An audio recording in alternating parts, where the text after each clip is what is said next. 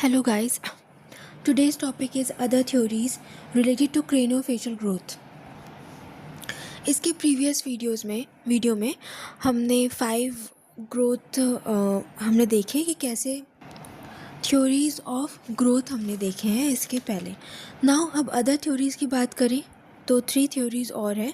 First है Enlow's expanding V principle, second है Enlow's counterpart principle and third है neurotrophic process in orofacial growth. अगर हम लोग फर्स्ट थ्योरी की बात करें तो Enlow's expanding V principle, many facial bones और parts of the bone have a V shaped pattern of growth. बहुत सारे जो फेशियल बोन्स और पार्ट ऑफ द बोन होते हैं उनमें वी शेपेड पैटर्न होता है ग्रोथ का. The growth movements and enlargement of these bones occur towards the wide ends of the V as a result of differential deposition and selective resorption of bone.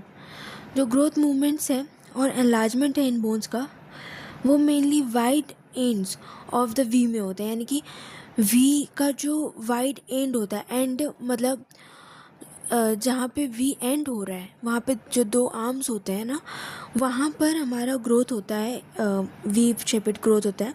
उसमें deposition भी होगा और resorption भी होगा. Bone deposition occurs on the inner side of the wide end of the V and bone resorption on the outer surface. V का जो wide end है उसमें deposition जो होता है वो inner side में होता है और resorption जो होता है outer surface में होता है. Deposition also takes place at the ends of the 2 arms of the V resulting in growth movement towards the ends. Deposition जो होता है वो जो 2 आर्म्स होते हैं उसके एंड में होता है. डिपोजिशन कहाँ पे होता है? 2 आर्म्स के एंड में होता है ऑफ द वी, जिसकी वजह से growth movement towards the end ज़्यादा होता है, यानी एंड की तरफ ग्रोथ मूवमेंट ज़्यादा होता है. The V pattern of the growth occurs in the number of region such as the base of the mandible, ends of the long bones, mandibular body, palate etcetera. तो जो V pattern growth है वो कहाँ कहाँ पे होता है? उसके एग्जाम्पल क्या है? मैंडिबल के बेस में, लॉन्ग बोन के एंड्स में, मैंडिबुलर बॉडी में होता है, पैलेट में होता है. अभी ये जो वी शेपेड जो हमारा ग्रोथ है इसका फ़ोटो मैं अभी नेक्स्ट पेज में आपको दिखाऊंगी. देन है Enlow's counterpart principle. Enlow's counterpart principle में होता है कि the counterpart principle of craniofacial growth states that the growth of any given facial or cranial part relates specifically to other structural and geometrical counterparts in the face and cranium.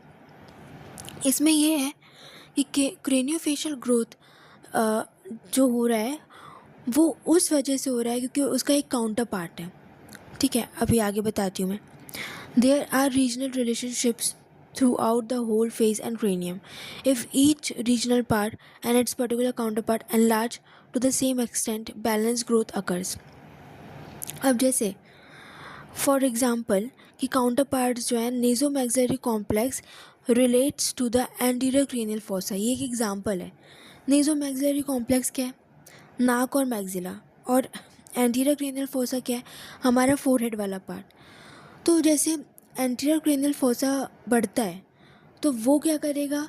Naso maxillary complex को भी force करेगा बढ़ने के लिए. यानी कि उसका जो एडजेसेंट पार्ट है या उसको हम काउंटर पार्ट बोलते हैं वो जैसे बढ़ता है तो जो स्ट्रक्चर है वो भी बढ़ेगा. तो वही इस कॉन्सेप्ट का यही है कि काउंटर पार्ट के द्वारा दोनों चीज़ें बढ़ रही हैं. ठीक है, अगर रीजनल पार्ट और उसके पर्टिकुलर काउंटर पार्ट जो है वो सेम एक्सटेंट पे बढ़ रहे हैं तो बैलेंस ग्रोथ अकर होता है. फॉर एग्जांपल जैसे नेज़ोमैक्सिलरी कॉम्प्लेक्स बढ़ रहा है और फोरहेड वाला पार्ट यानी एंटीरियर क्रेनियल फोसा दोनों सेम एक्सटेंट पे बढ़ रहे हैं, यानी कि तो ये क्या होगा? बैलेंस्ड ग्रोथ होगा. Imbalances in the regional relationship pronounce by differences in. अगर इम्बैलेंस की बात करें तो वो कैसे होता है कि amounts of growth between the counter parts जो है वो अगर डिफरेंट रहे, यानी कि एक काउंटर पार्ट में थोड़ा ज़्यादा ग्रोथ हो रहा है और दूसरे वाले में थोड़ा कम, जैसे कि नोज़ और मैक्सिला थोड़ा कम बढ़ रहा है अगर, और हमारा फोरहेड वाला पार्ट ज़्यादा बढ़ रहा है तो ये एक इम्बैलेंस क्रिएट करता है. Directions of growth between the counter parts में अगर डिफरेंसेस रहे, यानी कि हमारा जो फोरहेड वाला पार्ट है, फॉर एग्जांपल वो ऊपर की तरफ ज़्यादा बढ़ रहा है और नोज़ मैक्सिला वाला पार्ट नीचे की तरफ ज़्यादा बढ़ रहा है, यानी कि हमारा जो डायरेक्शन है वो सही नहीं है, तो भी इम्बैलेंस होगा। Time of growth between the counter parts, अगर जो काउंटर पार्ट के बीच में जो ग्रोथ है उसकी टाइम में भी डिफरेंसेस रहे, तो उसकी वजह से क्या होता है, वो भी इम्बैलेंस क्रिएट करता है। अगर हम एग्जांपल की बात करें कि different parts of the count and उनका काउंटर पार्ट्स क्या क्या है, तो पहले मैंने बताया नेजो मैक्सिलरी कॉम्प्लेक्स और एंटीरियर क्रेनियल फोसा दोनों काउंटर पार्ट है। दूसरा है horizontal dimension of the pharyngeal space relates to the middle cranial fossa. जो फेरेंजियल स्पेस होता है हमारे ओरल फेरिंग्स का, फेरेंजियल स्पेस जो होता है, तो V principle of growth in mandible and maxilla का अगर आप पिक्चर देखें तो इसमें जो ए वाला पिक्चर है वो मैंडिबल का है, तो उसमें देखिए मैंडिबल एक वी शेप बना रहा है और इसका जो एंड है वी के 2 आर्म्स का, उसमें ग्रोथ हो रहा है। इसकी वजह से ये ऊपर ऊपर ऊपर यानी ग्रोथ ऐसे ही हो रहा है ऊपर की तरफ वी एंड में। देन मैक्सिला में क्या है कि जो मैक्सिला है उसके ऊपर वाला पार्ट तो रिजॉर्ब हो रहा है और अंदर वाले पार्ट में उसका डिपोजिशन हो रहा है, जिसकी वजह से मैक्सिला जो है वो नीचे नीचे अंदर अंदर की तरफ ज़्यादा हो रहा है और बाहर की तरफ ये कम हो रहा है। तो ये चीज़ें पिक्चर दिखाती हैं। So that's about the picture. Then third theory की बात करें तो neurotrophic process in orofacial growth. Neurotrophism is a non-impulse transmitting neural function that involves exoplasmic transport and provides for long-term interaction between neurons in innervated tissues that homeostatically regulates the morphological, compositional and functional integrity of these tissues. That means कि जो न्यूरोट्रॉफिज्म होता है वो non impulse transmitting neural function होता है, यानी कि इसमें न्यूरोट्रॉफिज्म में कोई न्यूरॉन्स जो होते हैं वो इम्पल्स पास नहीं करते हैं, बिना इम्पल्स पास किए अपना काम करते हैं, जो कि इन्वॉल्व करता है एक्सोप्लाज्मिक ट्रांसपोर्ट एंड प्रोवाइड्स। इसमें क्या होता है, एक्सोप्लाज्मिक ट्रांसपोर्ट होता है, यानी कि एक्सॉन्स जो होते हैं वो ट्रांसपोर्ट होते हैं एंड प्रोवाइड करते हैं, एक्सॉन्स के द्वारा ट्रांसपोर्ट होता है एंड प्रोवाइड करता है for long term interaction between, और इसकी वजह से न्यूरॉन्स और जो न्यूरॉन्स जिस टिश्यू को इनोवेट करते हैं, जिस टिश्यू को अपना पहुंचाते हैं सिग्नल, वो दोनों लॉन्ग टर्म इंटरेक्शन करते हैं, जो कि होमोस्टैटिकली रेगुलेट करते हैं morphological, compositional and functional integrity of two tissues, जिसकी वजह से इन टिश्यूज़ की morphology, compositional and functional integrity अच्छे से रेगुलेट होती है। सिंपल सी बात है, non impulse transmitting neural function है ये। Different types of neurotrophic mechanism are neuroepithelial trophism, neurovisceral trophism, neuromuscular trophism. अगर हम न्यूरोएपिथेलियल ट्रॉफिज्म की बात करें